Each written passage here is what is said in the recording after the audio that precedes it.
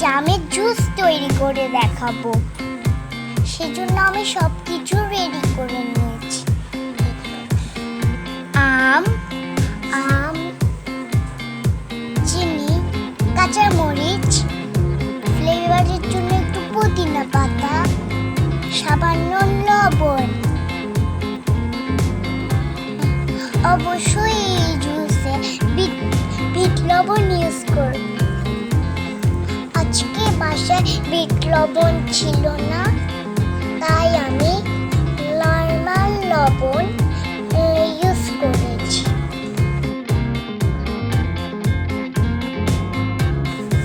পরিমাণ মতো পানি দিয়ে সবকিছু ব্লেন্ড করে নিই।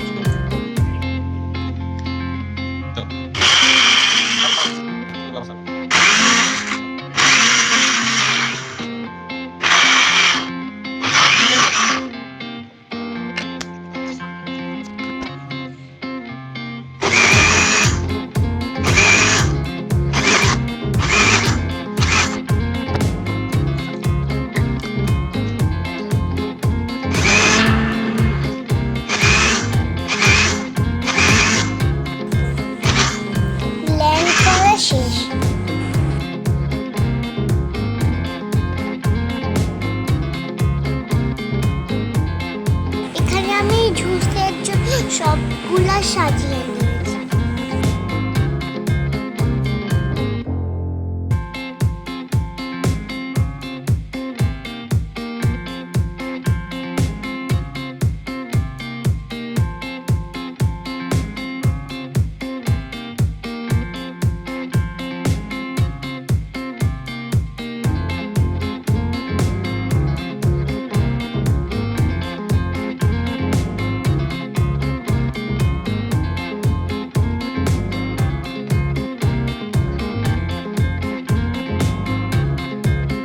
হয়ে গেল আমার কাঁচা আমের জুস। আপনারা এটা বাসায় করে খেয়ে দেখবেন। আমার ভিডিওগুলি ভালো লেগে থাকলে লাইক শেয়ার দিতে ভুলবেন না।